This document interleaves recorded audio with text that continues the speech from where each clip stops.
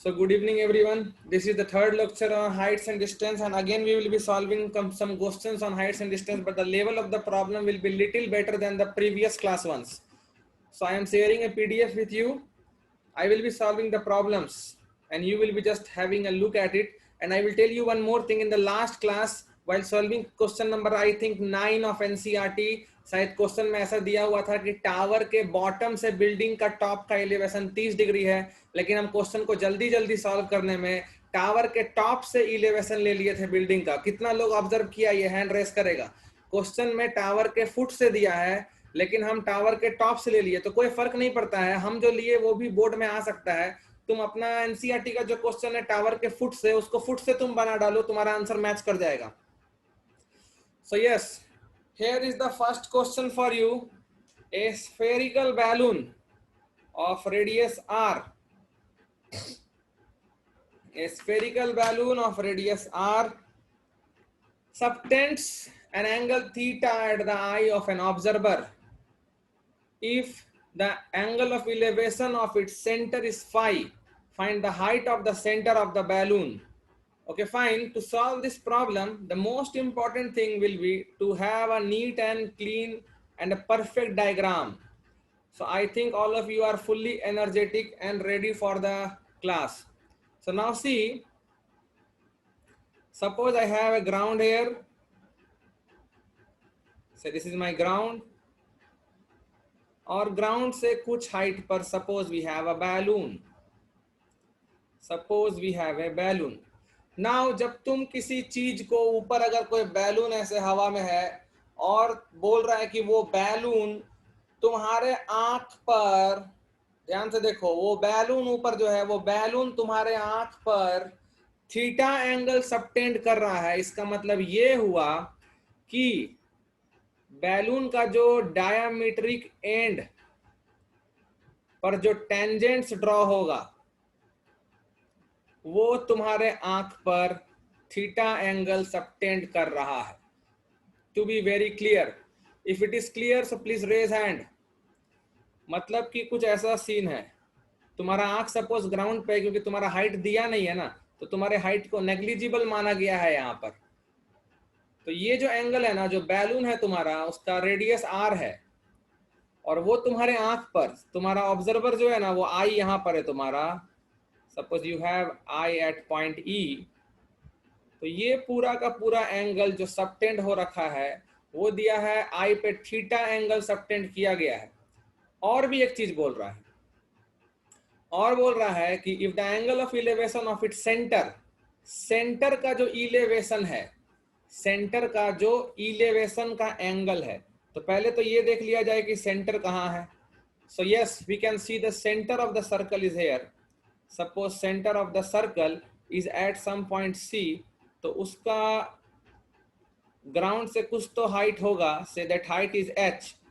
और इस सेंटर का आंख से एंगल ऑफ इलेवेशन जब देखा गया तो वो एंगल फाई निकला. ट्राई टू अंडरस्टैंड, वो एंगल फाई निकला. और जो रेडियस है सर्कल का वो आर है. नाउ सर्कल को सपोज ये पॉइंट पी पर टच कर रहा है. वी नो दैट सेंटर को पी से ज्वाइन करोगे तो वो टेंजेंट के परपेंडिकुलर हो जाएगा. यस और no? If yes raise hand. Centre को हम पी से जोड़ेंगे तो वो टेंजेंट के परपेंडिकुलर हो जाएगा. नाउ पूरा एंगल जो हमारे आंख पर बैलून सबटेंड कर रहा था वो थीटा था, तो फिर उसका आधा इधर थीटा बाई 2 होगा और ये आधा एंगल भी थीटा बाई 2 होगा. Please raise hand if it is okay. This must be okay. Now see first line, हमको एच चाहिए, हमको एच चाहिए. आर, थीटा और फाई के टर्म्स में हमको एच चाहिए. तो in triangle CPE, in triangle CPE we can write, in triangle CPE we can write, it's a very common thing, in triangle CPE we can write sin theta by 2. ध्यान से देखेंगे angle, ध्यान से. sin of theta by 2 will be sin theta by 2. Theta by 2 के respect में CP है perpendicular, और EC है hypotenuse, so this is going to be R by EC. Say this is my first equation. Now in triangle CME, M मतलब तुम्हारा balloon का centre से ground पे जो फुट ऑफ परपेंडिकुलर है वो M लिए हैं, तो in triangle CME, see very carefully, CME, phi angle देखो, फाई पूरा का पूरा फाई एंगल, उसके लिए परपेंडिकुलर हो जाएगा हाइट h, और हाइपोटेनियस अभी भी EC ही है. If yes, please raise hand. If these two equations are clear, please raise hand. ये दोनों equations clear है तो hand raise करना है. एक right angle triangle था CPE, जिसमें हम थीटा बाई 2 का साइन लगा दिए, और एक ट्राइंगल है CME जिसमें हम फाई का साइन लगा दिए. Now divide equation 1 by equation 2. Now dividing equation 1 by equation 2, we get, so Atharv Manurkar, did I do the question orally? Yes or no? You can send me a WhatsApp text also. So if I divide equation 1 by 2, what I am going to get is sine of theta by 2 divided by sine of phi is equal to R by EC cut जाएगा और R by H आ जाएगा.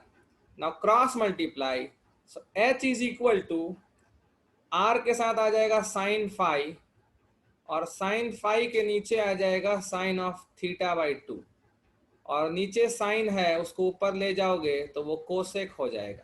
So R sine phi into cosec of theta by 2. So this is the height of the center of the balloon from the ground. Let us see what is to be proved. Find the height of the center of the balloon. यहाँ height बोला गया है, लेकिन अथर्व के question में proof करना था. अथर्व अगर यही प्रूफ करना था तो सिर्फ तुम हैंड रेस करना. Okay, so next problem will be the second one, sample question 2. The question says from a balloon, मतलब कहीं ऊपर से देख रहे हैं, क्योंकि बैलून जमीन पे तो रहेगा नहीं, जमीन पे रख के उस पर बैठ जाएंगे तो फट से फूट जाएगा और हैप्पी बर्थडे हो जाएगा. तो फ्रॉम ए बैलून, हम सही बोले तो हैंड रेस कर देना, बैलून का ऊपर ही होगा, नीचे रहेगा तो उस पर बैठ के थोड़ी देखोगे. From A balloon vertically above a straight road, एक सीधा रोड है उसके ठीक वर्टिकली ऊपर एक बैलून है, वहां से देखा गया तो एंगल ऑफ डिप्रेशन ही दिखेगा, वो भी दो कार का दिख रहा है, और दोनों कार का डिप्रेशन 45 डिग्री और 60 डिग्री दिख रहा है. चलो ठीक है, तो पहले इतना डायग्राम बनाएंगे, उसके बाद ही आगे पढ़ेंगे. हाइट एंड डिस्टेंस में जैसे जैसे क्वेश्चन पढ़ा जाए वैसे वैसे डायग्राम बनाया जाए. कभी मत सोचा करो कि हम एक बार में ही पूरा क्वेश्चन पढ़ लेंगे या हम एक बार में ही सारा फिगर बना देंगे. सो नाउ सपोज मेरा बैलून टॉप पर है जो पॉइंट P है, और यहाँ से जब देखा गया नीचे की तरफ तो दो कार दिखे हमको. एक के लिए एंगल ऑफ डिप्रेशन 45 डिग्री था, एक का एंगल ऑफ डिप्रेशन 45 डिग्री था, जबकि दूसरे के लिए एंगल ऑफ डिप्रेशन 60 डिग्री था. 60 डिग्री पूरा एंगल है, तो नाउ बाय अल्टरनेट एंगल ये 45 डिग्री हो जाएगा और ये 60 डिग्री हो जाएगा. और क्या बोला क्वेश्चन में? If the cars are 100 metre apart, दोनों कार के बीच में 100 मीटर का दूरी है, तो हाइट ऑफ द बैलून बताना है. Very easy, very easy. Say here I have car 1 and here I have car 2, दोनों के बीच में 100 मीटर का डिस्टेंस है, and now you want the height of the balloon. So let this point be M. किसको किसको लगता है वो एक अटेम्प्ट में सही बना देगा? Hand raise. Very good. बस 44 लोग को लगता है, और लोग को नहीं लगता है कि एक बार में सही बना दोगे. So it's very simple. हम लोग क्या करेंगे, ये जो C2M है, C2M को हम लोग कुछ x मान लेते हैं. सपोज C2M को हम लोग कुछ सपोज x अज्यूम कर लेते हैं, तो हम लोग क्या लिख सकते हैं? In triangle PMC2 in triangle PMC2 tan 60 degree, tan 60 degree is equal to h upon x implies √3 is equal to h upon x, और हमको h चाहिए इसलिए हम x एलिमिनेट करेंगे यहाँ से, x आ गया मेरा h upon √3. This is my first equation. This is h upon √3, मतलब जिसको हम x माने थे वो फाइनली h के टर्म्स में आ गया h अपॉन √3. सो नाउ कोई दिक्कत नहीं है, बंद करो आराम से. In triangle PMC1 we have PMC1 में tan 45 डिग्री लगाएंगे. tan 45 degree will be equal to h by 100 plus x, मतलब h by 100 प्लस x आया है मेरा h बाई √3 और tan 45 1 होगा, तो क्रॉस मल्टीप्लाई करेंगे तो h equal to 100 plus h by √3. Easy only, take it to left side. So h common 1 minus 1 by √3 equal to 100. So h into √3 minus 1 by √3 equal to 100. सब कुछ metre में आएगा. When I cross multiply, so h equal to 100 into √3 by √3 minus 1. Now generally board exam में क्या किया करो, यहाँ पर रैशनलाइज कर दिया करो, क्योंकि बोर्ड एग्जाम को वैसा आंसर ही पसंद होता है. तो √3 minus 1 और ऊपर मल्टीप्लाई कर देंगे √3 plus 1 और नीचे भी कर देंगे √3 plus 1. So this will become 100 times √3 को अंदर ले जाओ तो 3 plus √3 और नीचे a² minus b² से 3 minus 1 2 हो जाएगा. Please raise hand. एंड 2 से 100 कैंसिल आउट हो जाएगा. So h is equal to 50 whole into 3 plus √3 metre. This is the height of the balloon. और अगर हमको इसको करना पड़ा रफली इवेलुएट तो 1.732 प्लस 3 मतलब 4.732 मीटर, और 50 इंटू 4.732 आई विल अगेन से आईफोन है मेरे पास. सो 50 into 4.732 236.6 236.6 meter is the approximate height of the balloon. Is the approximate height of the balloon. Okay, now our next problem, question number sample question 3. You can see the question says, आराम से पढ़ेंगे question को. The angle of elevation of a cloud. Cloud? Hand raise. Cloud? Yes. सिखा चुके हैं तुमको diagram कैसे बनेगा. The angle of elevation of a cloud from a point h meters above the surface of a lake. Lake है, उससे h metre ऊंचा height से अगर क्लाउड को देखा गया तो एंगल ऑफ इलेवेशन थीटा था. And angle of depression of its reflection in the lake is phi. हमको लगता है इसी तरह का एग्जैक्ट एक्सप्रेशन हम साइड डिराइव कर दिए थे अल्फा और बीटा लेकर के. I don't remember exactly, but then also we will have a nice diagram. Suppose this is my lake. This is my lake. Now suppose we have water here. Lake में पानी ही होगा obviously, cold drink तो होगा नहीं. So we have water in the lake. अब lake कितना गहरा है ये क्वेश्चन में पूछ देगा तो समझ जाओ क्वेश्चन पूछने वाला बेवकूफ है. लेक कितना गहरा है हमको क्या पता, हमको बस इतना पता है कि लेक से h मीटर हाइट पर कोई पॉइंट ऑफ ऑब्जर्वेशन है जहां से क्लाउड का एंगल ऑफ एलिवेशन थीटा मिला है हमको. Okay fine. सो लेक से h मीटर हाइट पे say the point of observation is P, जो कि लेक से h मीटर हाइट पर था. और यहां से जब हम लोग क्लाउड को देखे, क्लाउड भाई क्लाउड, तो ये क्लाउड मेरा सपोज पॉइंट C पर है और यहाँ D है, तो क्लाउड का रिफ्लेक्शन पानी में जो बनेगा वो जितना ऊपर था उतना ही नीचे बनेगा. ये मान लो तुम्हारा पॉइंट, मान लो कुछ ऊपर C था नीचे D था, यहाँ पर मान लो B हो गया. और P पॉइंट से यहाँ पर तुम्हारा क्लाउड है, this is the point of cloud, और ये जो पॉइंट B है that is reflection of cloud, undoubtedly reflection of cloud. So in that case you know that CD is equal to BD, और P पॉइंट से cloud का angle of elevation क्या दिया है पता नहीं, देखना होगा, थीटा, और इमेज का angle of depression is phi, fine. तो जो इमेज है उसका जो एंगल ऑफ डिप्रेशन है that is phi. Perfect figure. अरे परफेक्ट क्या बोले, उड़ गया.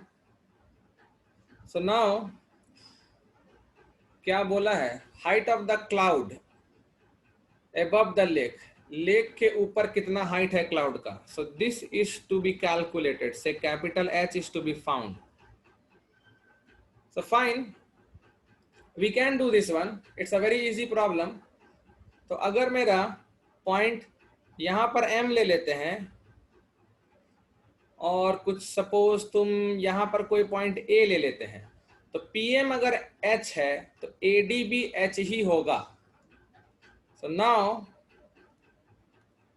AD will be equal to PM will be equal to H. Very clearly ये तो होना ही है, इसमें कोई डाउट हमको तो फिलहाल नहीं है. So now we have theta and we have phi. We have to get two relations. मिल गया रिलेशन, बिल्कुल मिल गया, कहीं नहीं मिलेगा. तो AC निकल जाएगा, AC आएगा capital H minus small h, equation 1. और BD भी आएगा, BD कितना आएगा सोचो, BD B से लेके, सॉरी BD नहीं, BA चाहिए ना हमको. BD तो ऑलरेडी CD के बराबर है ना, BD ऑलरेडी CD के बराबर है कैपिटल H, हमको BA चाहिए. आई वांट BA ताकि हम tan phi लगा पाए.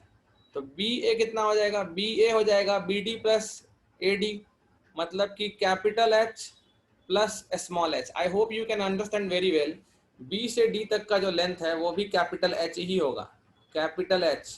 B से लेकर D तक का लेंथ कैपिटल H होगा. It's a image concept. So now हम लोग थीटा और फाई दोनों का tan लिख लेंगे क्योंकि आंसर उसी के टर्म्स में है. So tan theta is equal to, tan theta is equal to AC by AP, equal to AC का वैल्यू है capital H minus small h by AP. AP नहीं पता, AP नहीं पता, तो हमको AP चाहिए भी नहीं, हम डिवाइड मार देने वाले हैं. और tan phi का मतलब AB बाई AP, और AB है capital H plus small h by AP, equation 4. Now we divide 3 and 4. Now dividing 3 by 4.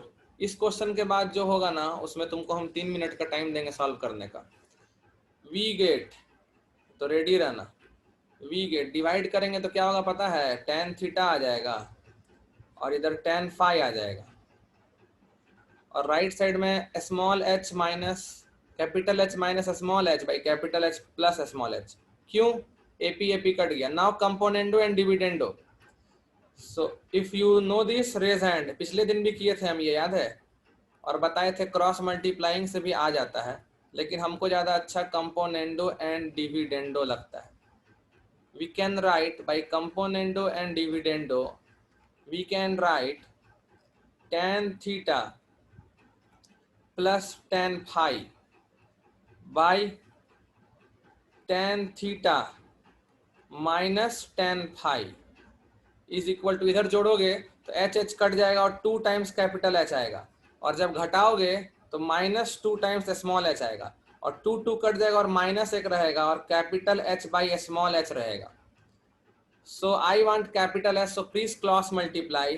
So capital H equal to small h को लेफ्ट साइड ले जाओ और ऊपर हो जाएगा tan of theta plus tan of phi, और जो minus था ना वो नीचे आ जाएगा और वो घुस जाएगा अंदर, तो हो जाएगा tan ऑफ फाई पहले हो जाएगा और माइनस tan ऑफ थीटा बाद में हो जाएगा। ये समझे तो हैंड रेस करना।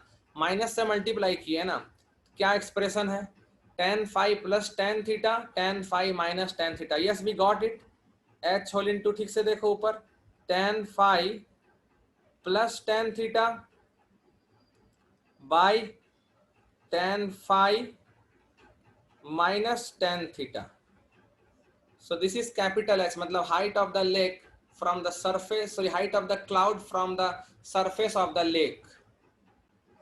So next problem, see question number 8 जो लिखा हुआ है, a vertical tower stands on a horizontal plane and is surrounded by a vertical flag, a staff of height h. At a point on the plane, the angles of elevation of the bottom and top of the flag staff are alpha and beta respectively. Prove that height of the tower is h tan alpha by tan beta minus tan alpha. We have to do this one now. Okay. See here.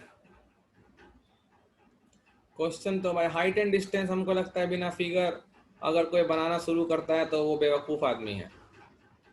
Now see here I have a tower, ठीक है, और tower के ऊपर एक flag लगा हुआ है, झंडा। चलो फ्लैग बनाते हैं, कभी कभी तो ड्राइंग बनाने का मौका मिलता है। देखो अच्छा नहीं बनेगा तो बोलना मत कुछ। ऐसा झंडा बना दिए हम। किसी को कोई दिक्कत है तो हैंड रेस कर देना, हमको नहीं है। Very good. अरे 40-50 लोग हैंड रेस कर दिए, इसमें क्या दिक्कत है भाई? हमको दिक्कत नहीं है तो यही रहेगा, हमको यह झंडा पसंद है। A vertical tower stands on a horizontal plane and is surmounted by a vertical flag staff of height h. Flag का हाइट h है, फ्लैग का हाइट h है। अच्छा किया बता दिया। फ्लैग का जो हाइट है, फ्लैग स्टैफ, उसका हाइट h है। Okay, top is a, bottom is b, on foot we have c। तो और क्या है? Angle of elevation of the bottom and top of flag are alpha and beta. Ground पर कोई point है ना, अच्छा, तो ग्राउंड पर कोई पॉइंट है इधर P, वहां से फ्लैग का बॉटम और फ्लैग का टॉप का एंगल ऑफ एलिवेशन दिया है। बॉटम का अल्फा है और टॉप का बीटा है। ओके, बॉटम का अल्फा है और टॉप का बीटा है। फाइन। तो करना क्या है इसमें? हाइट ऑफ द टावर निकालना है, BC निकालना है। Got it. Height of the tower, let this height be capital H. I want capital H obviously in terms of small h, alpha and beta. Board में ऐसे diagram बनाया करोगे ना तो एग्जामिनर खुश होकर के गलती से 5 मार्क्स में 6 मार्क्स दे देगा। इतना परफेक्ट हैंड राइटिंग रखोगे और इतना परफेक्ट डायग्राम बनाओगे तो। Okay, no problem, we will start. So in triangle BCP, in triangle BCP we have BCP tan alpha लिखाएगा। BCP में tan alpha capital H by PC. Please raise hand, yes or no. And in triangle ACP, अब तुम bore हो गए होगे, एक ही जैसा सवाल सब होता है। इसमें tan बीटा लिखाएगा। tan बीटा का मतलब हो जाएगा पता है क्या? AC by PC। और AC समझते हो क्या होगा? AC होगा AB plus BC by PC, और AB है स्मॉल h और BC है कैपिटल H जो निकालना है, बाई PC। इक्वेशन 2। PC नहीं पता है, 1 को 2 से डिवाइड कर दो। ये तो मेरा फेवरेट स्टेप है, ये और एक componendo dividendo. Height and distance में फेवरेट स्टेप है मेरा। Now dividing 1/2 dividing 1/2 we get क्या आ रहा है, tan alpha by tan beta, PC PC cut जाएगा, h by small h plus capital H। देखो यहाँ खाली डिविडेंडो भी लगा सकते हो, ऐसा नहीं है कि तुम खाली कंपोनेंडो और डिविडेंडो साथ ही में लगाया जाए, नथिंग लाइक दैट। सो हम क्या करेंगे, अप्लाइंग डिविडेंडो। बहुत बच्चा सोचता होगा कि सर खाली कंपोनेंडो एंड डिविडेंडो ही क्यों लगाते हैं, नॉर्मल क्यों नहीं बनाते। चलो तुम लोग के लिए नॉर्मल बना देते हैं। आज क्रॉस मल्टीप्लाई कर रहे हैं, जिसको इसको अच्छा लगा सुन के हैंड रेस करो। क्रॉस मल्टीप्लाई कर रहे हैं इस बार। कंपोनेंडो डिविडेंडो में बहुत लोग कॉन्फिडेंस फील नहीं करता है। तो tan अल्फा इंटू क्या हो जाएगा, small h plus capital H equal to tan beta into क्या हो जाएगा, कैपिटल H।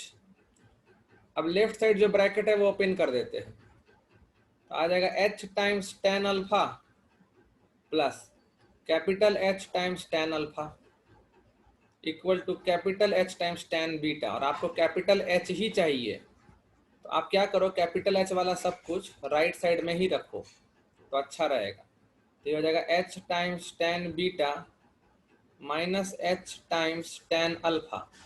यहाँ से देखिए h कॉमन आ रहा है और बच क्या रहा है, tan beta minus tan alpha. अगर तुम डिविडेंडो लगाए होते तो एक लाइन में डिविडेंडो लगता और दूसरे लाइन में आंसर आ जाता। और तुमको कैपिटल H चाहिए, तो कैपिटल H को राइट साइड में रखो, बाकी सब लेफ्ट साइड भेज दो। h into tan alpha by tan beta minus tan alpha. h common तो आ ही गया, और इसको इस तरीके से लिख सकते हैं ना, tan alpha by tan beta minus tan alpha. किसका किसका सही हुआ था भाई, मेरे से पहले ये तो बता दो हैंड रेस करके। Okay, so see this is the next question which we have to try. Question number 13 जो दिख रहा है, the angle of elevation of the top of a tower 30 meter high from the foot of another tower in the same plane is 60 degree, and the angle of elevation of the top of the second tower from the foot of the first tower is 30 degree. Find the distance between the towers and also the height of the other tower. ये करना है। Okay, we will discuss this one. पहले तो वही figure बनाएंगे हम लोग। Figure बनाना बहुत जरूरी होता है हाइट एंड डिस्टेंस में। Suppose this is my ground,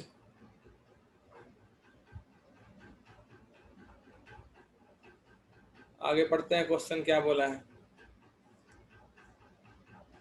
the angle of elevation of the top of a tower 30 metre from the foot of another tower. दो टावर है, ठीक है, उसमें से एक टावर 30 मीटर हाई है। The angle of elevation of the top, उसी का टॉप का elevation from the foot of another tower, दूसरे टावर के फुट से। चलो मतलब कि जो 30 मीटर हाई है वो ज्यादा लंबा वाला टावर है। Fine, so suppose we have one tower here and suppose we have one tower here. जो ज्यादा ऊंचा वाला है that is of height 30 metre, ठीक है। बोल रहा है इसके टॉप का इलेवेशन दूसरे के बॉटम से, लाइक दिस, इसके टॉप का इलेवेशन दूसरे के बॉटम से कुछ दिया है। तो क्या दिया है वो देखते हैं। ओके,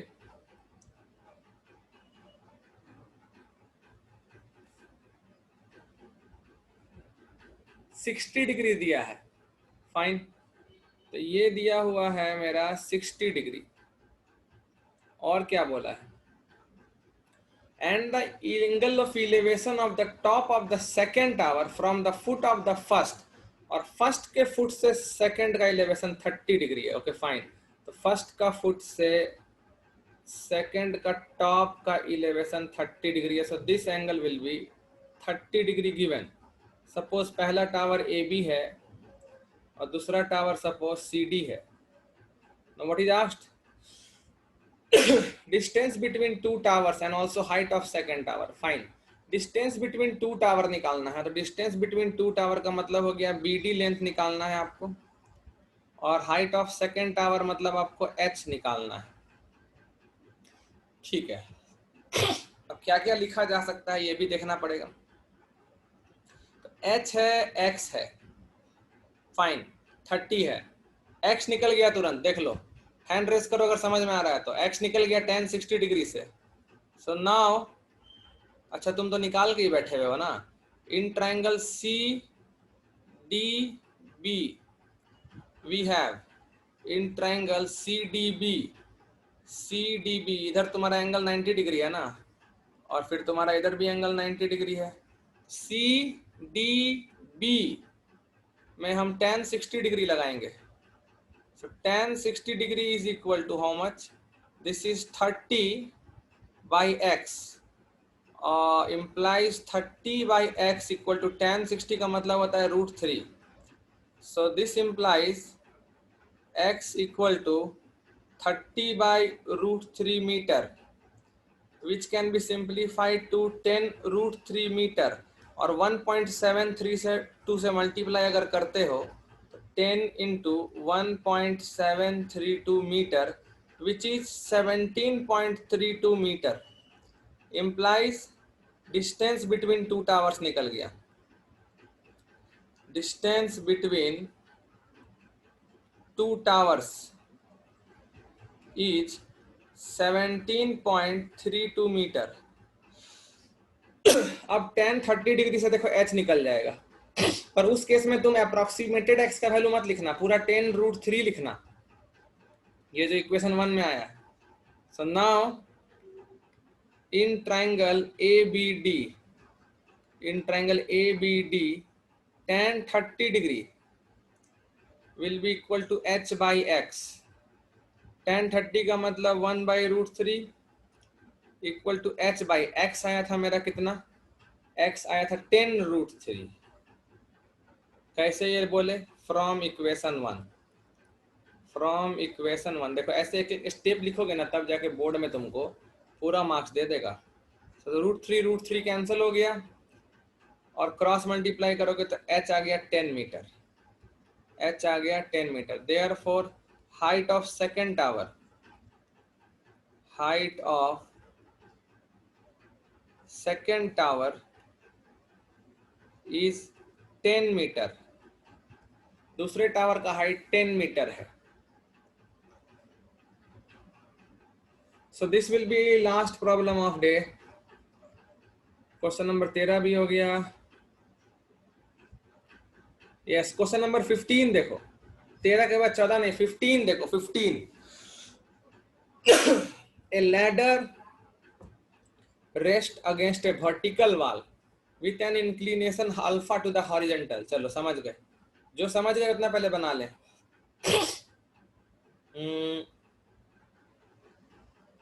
ये मेरा फ्लोर और ये मेरा वाल, एक फ्लोर और एक वाल, ठीक है। लैडर ऐसे वाल पर टिका हुआ है और एंगल ऑफ इंक्लिनेशन अल्फा बनाया हुआ है, और it's foot is pulled away from the wall through a distance p, मतलब उसका फुट को वाल से दूर खींचा गया है p, तो फिर ऊपर वाला भी कुछ नीचे सरकेगा, कितना सरका, so that it's upper and slides A distance q down the wall. सही है, p खींचे तो q नीचे हुआ, चलो ठीक है, p खींच लिए तो q नीचे आ गया। तो मान लो कि कुछ ऐसा सीन हो गया, मतलब कि हम पहले अगर पॉइंट A था और उसको हम इधर खींच लिए, पॉइंट B पहुंचा दिए, और कितना डिस्टेंस खींच लिए हम समझ रहे हो, बोल रहा है P लेंथ खींच दिया गया है, तो सही बात है, तो कुछ नीचे भी आया होगा। तो पहले अगर टॉप C पे था तो अब नीचे आ गया D पे, और ये कितना नीचे आ गया दिया है, ये बोल रहा है Q नीचे आ गया है। P जब तुम दूर किए फुट को तो टॉप जो है वो Q लेंथ नीचे गिर गया, और क्या बोला है, and ladder makes an angle beta two the horizontal. अब जो एंगल हॉरिजॉन्टल के साथ बनाया है लैडर वो बीटा है, ठीक है। तो क्या करें, prove that cos beta minus cos alpha by sine alpha minus sine beta equal to P by Q. Right side से ही तुम लेफ्ट पहुंच सकते हो, लेफ्ट से राइट नहीं पहुंच पाओगे क्योंकि पी और क्यू कुछ है नहीं, बस साइड है। चलो cos beta minus cos alpha, मतलब हमको टू प्रूव, इस क्वेश्चन में प्रूव क्या करना है, cos beta minus cos alpha, cos beta minus cos alpha by sine alpha minus sine beta is equal to P by Q side prove करना है। Okay, so now will prove it. तो हम लोग cos और sine alpha और beta का लिख लेंगे, ठीक है, जितना भी हो सके हम लोग लिख ही लेंगे। तो फॉर एग्जांपल सपोज यहाँ पर पॉइंट एम है, फॉर एग्जांपल ये लेंथ सपोज एक्स ले लेते हैं, ए से एम का दूरी एक्स ले लेते हैं, और डी से एम का दूरी सपोज वाई ले लेते हैं, this one say this is Y length, एक एक्स मान लिए एक वाई मान लिए। Please raise hand if it is clear, please raise hand if it is clear. Fine.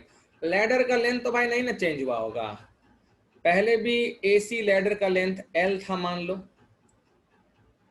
ठीक है, बाद में बीडी लैडर का लेंथ एल ही है मान लो। So let the length of the ladder, let the length of the ladder be L, ladder का लेंथ L है, मतलब AC बोलो या BD बोलो, दोनों का लेंथ L ही होगा। This is equation 1। अब तुमको अल्फा बीटा का कॉस और साइन सब कुछ चाहिए, तो हम लिखेंगे सब कुछ। साइन अल्फा,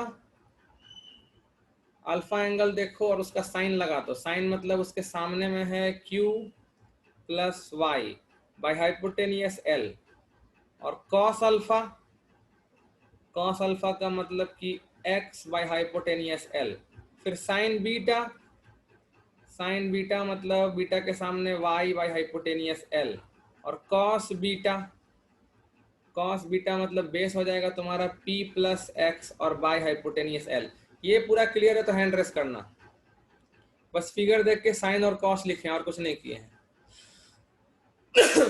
ओके, सो अब हम लोग को निकालना है cos beta minus cos alpha, ठीक है, निकाल लेंगे।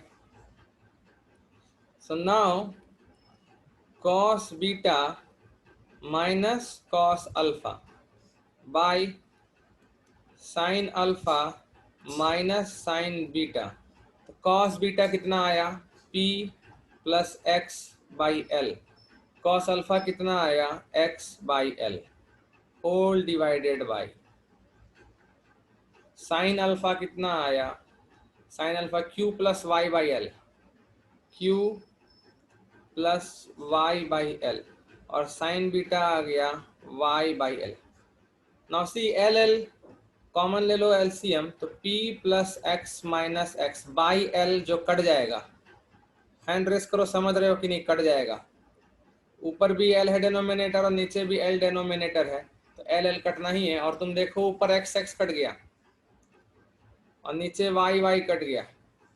सो फाइनली जो प्रूफ करना था वो आ गया ना, implies p by Q is equal to cos beta minus cos alpha by sine alpha minus sine beta, hence proved. तो इस टाइप से तुम बोर्ड एग्जाम में अगर प्रॉपर फिगर बनाकर हर एक स्टेप लिखकर रीजन देकर तुम लिख दो तो तुमको 6 में 6 मार्क्स का अगर सवाल है तो पूरा मार्क्स दे देगा। आज की क्लास के लिए इतना ही काफ़ी है, नेक्स्ट क्लास में क्या करना है वो देखते हैं नेक्स्ट क्लास में। Thank you.